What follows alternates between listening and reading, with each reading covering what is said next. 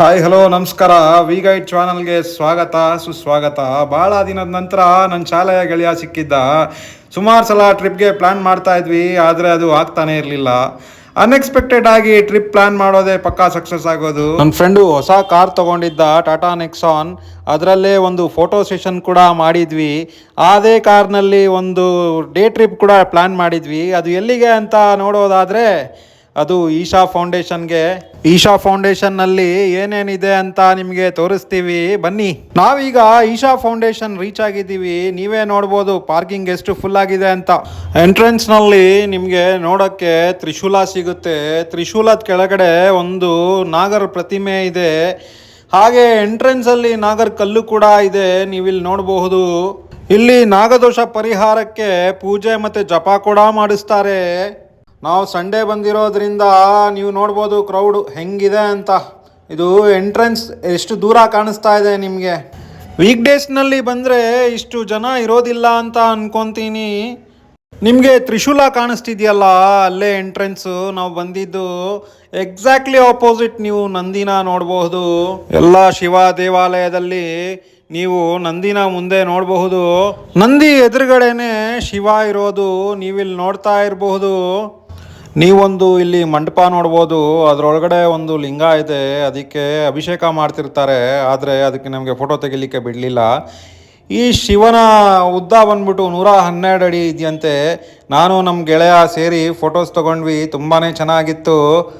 ವೀಕೆಂಡ್ನಲ್ಲಿ ದೇವಸ್ಥಾನಕ್ಕೆ ಹೋದರೆ ಸ್ವಲ್ಪ ಶಾಂತಿ ನೆಮ್ಮದಿ ಸಿಕ್ಕುತ್ತೆ. ನಾವು ಇನ್ಸ್ಟಾಗ್ರಾಮ್ನಲ್ಲಿ ತೆಗೆಯೋ ರೀತಿ ರೀಲ್ಸ್ ತೆಗಿತಾ ಇದ್ವಿ, ನಾನು ನನ್ನ ಫ್ರೆಂಡ್ ತಮ್ಮ. ನೀವು ನೋಡ್ಬೋದು. ನೀವು ಇದೇ ಥರ ಟ್ರೈ ಮಾಡಿದರೆ ಕಮೆಂಟ್ ಸೆಕ್ಷನ್ನಲ್ಲಿ ಕಮೆಂಟ್ ಮಾಡಿ ತಿಳಿಸಿ. ಹಾಗೆ ಓಂ ನಮಃ ಶಿವಾಯ ಅಂತ ಒಂದು ನಮಸ್ಕಾರ ಹಾಕಿದ್ವಿ. ಅಲ್ಲೇ ಒಂದು ಮಾತು ಮಲ್ಲಿಗೆ ಅಂತ ಒಂದು ಸ್ಟಾಲ್ ಇತ್ತು, ಅಲ್ಲಿಗೆ ಹೋದ್ವಿ.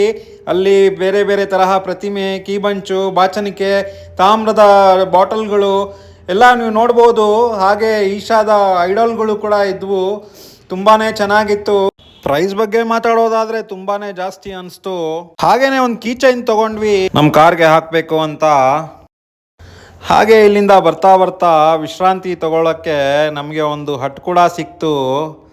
ಅಲ್ಲಿ ಫೋಟೋಸ್ ಕೂಡ ತಗೊಂಡ್ವಿ. ಫೋಟೋ ತಗೊಳ್ಳೋಕ್ಕೆ ತುಂಬಾ ಚೆನ್ನಾಗಿತ್ತು. ಇಲ್ಲಿ ಸುಮಾರು ಗೋವುಗಳನ್ನು ಕೂಡ ರಕ್ಷಣೆ ಮಾಡಿದ್ರು. ಇಲ್ಲಿ ನೀವು ಸುಮಾರು ತಳಿಯ ಗೋವುಗಳನ್ನು ನೋಡಬಹುದು. ಎಲ್ಲವೂ ವಿಭಿನ್ನವಾಗಿತ್ತು. ನಮ್ಮ ಬೆಂಗಳೂರಂಥ ಮಹಾನಗರದಲ್ಲಿ ಇಂಥ ಗೋವುಗಳನ್ನು ನೋಡೋಕ್ಕೆ ಚಾನ್ಸೇ ಇಲ್ಲ. ನೀವು ಈ ಥರ ವಿಭಿನ್ನ ತರಹದ ಗೋವುಗಳನ್ನು ಬೆಂಗಳೂರಂಥ ನಗರದಲ್ಲಿ ನೀವು ನೋಡಿದ್ದೀರಾ? ನೋಡಿದರೆ ಒಂದು ಕಮೆಂಟ್ ಮಾಡಿ ನೋಡೋಣ. ಎಲ್ಲಿ ನೋಡಿದ್ದೀರಾ, ಹೇಗೆ ನೋಡಿದ್ದೀರಾ, ಯಾವಾಗ ನೋಡಿದ್ದೀರಾ ಅಂತ. ಇವೆಲ್ಲ ನೋಡೋ ಅಷ್ಟರಲ್ಲಿ ಸಾಯಂಕಾಲ ಆಗೋಗ್ಬಿಟ್ಟಿತ್ತು. ಲೇಸರ್ ಶೋ ಕೂಡ ಸ್ಟಾರ್ಟ್ ಆಗೋಗ್ಬಿಟ್ಟಿತ್ತು. 7 ಗಂಟೆ ಸರಿಯಾಗಿ ಲೇಸರ್ ಶೋ ಸ್ಟಾರ್ಟ್ ಮಾಡ್ತಾರಂತೆ. ಇಲ್ಲಿ ಸುಮಾರು ಜನ ಬೇರೆ ಬೇರೆ ಕಡೆಯಿಂದ ಬಂದು ಸೇರಿರ್ತಾರೆ ಲೈಟ್ ಶೋ ನೋಡಬೇಕು ಅಂತಾನೆ. ನೀವು ಕೂಡ ಈಶಾ ಫೌಂಡೇಶನ್ಗೆ ಬರಬೇಕಂದ್ರೆ BMTC ಅವರು ದಿವ್ಯ ದರ್ಶನ ಪ್ಯಾಕೇಜ್ ಮಾಡಿದ್ದಾರೆ. ಹಾಗೂ KSRTC ಬಸ್ ಕೂಡ ಬಿಟ್ಟಿದ್ದಾರೆ. ಇದನ್ನ ನೋಡಕ್ಕೆ 2 ಕಣ್ಣು ಸಾಲಲ್ಲ ಕಣ್ರಿ. ನೋಡಕ್ಕೊಳ್ಳೆ ಹಬ್ಬ ಆದಂಗೆ ಇದೆ. ನೀವು ಇದನ್ನೇನಾದರೂ ನೋಡಿದ್ರೆ ಕಮೆಂಟ್ ಸೆಕ್ಷನ್ನಲ್ಲಿ ಕಮೆಂಟ್ ಮಾಡಿ ತಿಳಿಸಿ. ಇದನ್ನೆಲ್ಲ ಮುಗಿಸ್ಕೊಂಡು ಬರೋ ಅಷ್ಟರಲ್ಲಿ ಟ್ರಾಫಿಕ್ ನೋಡ್ಬೋದು ನೀವು ಹೆಂಗಿದೆ ಅಂತ. ಇದಾಗಿತ್ತು ಇವತ್ತಿನ ನಮ್ಮ ಒಂದು ಜರ್ನಿ. ಈ ವಿಡಿಯೋ ನಿಮಗೆ ಇಷ್ಟ ಆಗಿದೆ ಅಂತ ಅನ್ಕೊಂಡಿದ್ದೀನಿ. ಈ ವಿಡಿಯೋ ಇಷ್ಟ ಆಗಿದ್ರೆ ಲೈಕ್ ಮಾಡಿ, ಕಮೆಂಟ್ ಮಾಡಿ, ಹಾಗೆ ಸಬ್ಸ್ಕ್ರೈಬ್ ಕೂಡ ಮಾಡಿ. ಇದೇ ಥರ ಹೊಸ ಹೊಸ ಪ್ಲೇಸ್ನ ಎಕ್ಸ್ಪ್ಲೋರ್ ಮಾಡಬೇಕಂದ್ರೆ ಕಮೆಂಟ್ಸ್ ಬಾಕ್ಸ್ನಲ್ಲಿ ತಿಳಿಸಿ. ಇದಾಗಿತ್ತು ಇವತ್ತಿನ ವಿಡಿಯೋ. ಮುಂದಿನ ವಿಡಿಯೋ ಬರೋವರೆಗೂ take care, bye, see you, signing of.